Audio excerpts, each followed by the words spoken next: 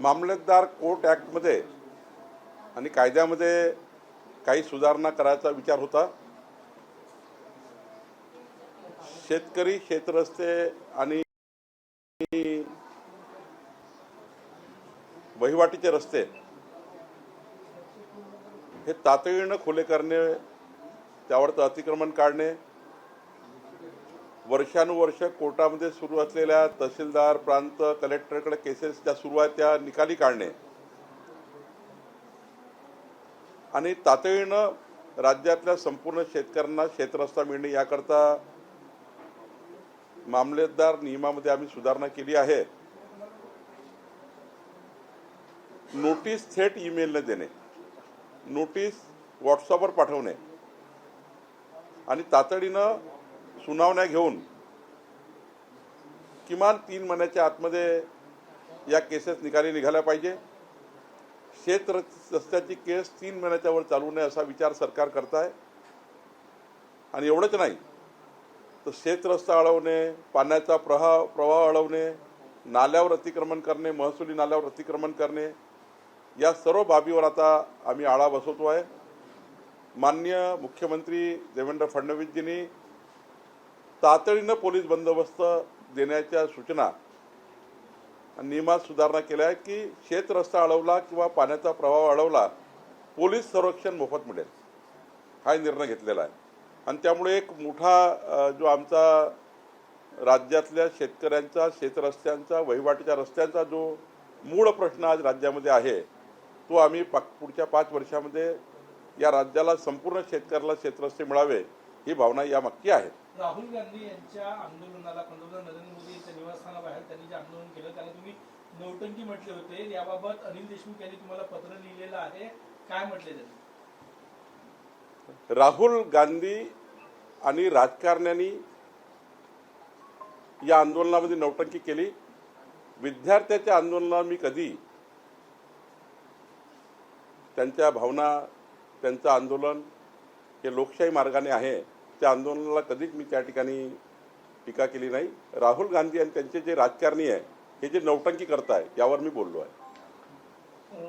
तुमच्या बोलण्याचा चुकीचा अर्थ काढला गेला, त्यांना राजकारण करायचं आहे, राजकीय पोळी भाजायची आहे।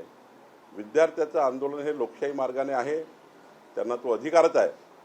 पण त्यामागे जे नौटंकीपणा सुरू आहे राजकारणाची, आणि खास करून राहुल गांधींनी जे पंतप्रधान कार्यालयासमोर, पंतप्रधानांच्या घरासमोर केलं ती एक प्रकारची नौटंकीच होती। तुम्ही काँग्रेसच्या विद्यार्थ्यांचा काय विषय? आम्ही विद्यार्थ्याच्या आंदोलनाला लोकशाही मार्गाने त्यांनी आंदोलन केलं आहे, त्यांचा अधिकार आहे, विद्यार्थ्याचा तो अधिकार आहे। परंतु हे जे राजकारणी लोक यामागे ज्या पद्धतीने नौटंकी करताय ते काही योग्य नाही आहे। तुम्ही स्वतः आंदोलकांशी बोलले फोनवरून, त्या दिवशी दुसऱ्या दिवशी भेट द्यायला सुद्धा जाणार होते? मी संपूर्ण आंदोलकांशी फोनवर बोललो, त्यांनी ते मान्यही केलं की आपल्यावर मला विश्वास आहे। आंदोलकांनी मला सांगितलं की आपल्यावर विश्वास आहे, आपण हा पुढाकार घ्या। निश्चितपणे मी त्यांना आश्वस्त केलं की मी पुढाकार घेईल आणि आमचं केंद्र सरकार, आता माननीय पंतप्रधान मोदीजी, आमचं सरकार विद्यार्थ्यांना पुन्हा मनस्ताप होणार नाही। या देशातला विद्यार्थी सर्वोपरी आहे, या देशातला युथ सर्वोपरी आहे। या देशाच्या युवकांची मानसिकता खच्चीकरण होऊ नये पेपरफुटीसारख्या प्रकरणामध्ये ही बाब केंद्र सरकारने खूप त्या ठिकाणी सिरियस घेतली आहे।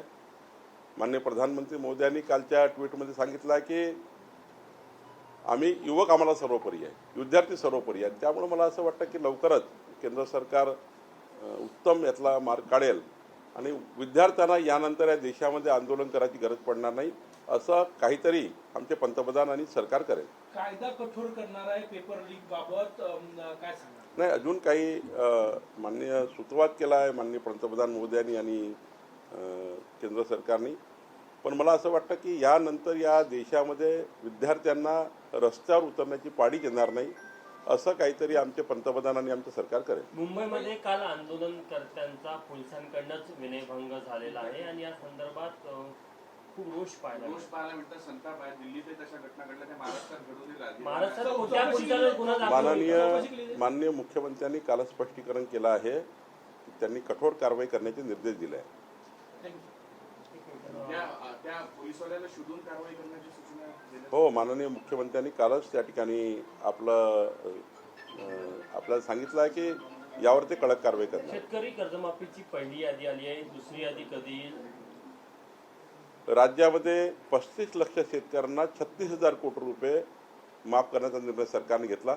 मुख्यमंत्री देवेंद्र फडणवीसचे मी आभार मानतो की त्यांनी निवडणुकीत दिलेलं जनतेला वचन पूर्ण केलं आणि आता हे याद्या एकावेळी पूर्ण होत नाही, पण ह्या महिन्याभरात 15 दिवसामध्ये जेवढे काही याद्या आहेत त्या पटापट क्लिअर होतील आणि शेतकऱ्याचा कर्जमाफीचा जो निर्णय झाला तो अंमलात येईल. भाऊ, काल मुख्यमंत्र्यांनी ते विषय सांगितला की कडक कारवाई केली जाईल. तो ड्रग्सवाला व्हिडिओ जो व्हायरल झाला ते प्रकरण होतं. ही काल संध्याकाळची घटना आहे मुंबईमध्ये. महिला आंदोलकांना बाहेर हटवताना तर त्या पोलिसांची चौकशी करून कारवाई केली जाईल का? साध्या वेशातील पोलीस कर्मचारी तेच सांगतोय की माननीय मुख्यमंत्री देवेंद्र फडणवीसजींनी याबद्दलच्या कडक सूचना दिलेल्या आहेत आणि कडक कारवाई करण्याच्या त्यांनी पुढाकार घेतला आणि भूमिका घेतली आहे.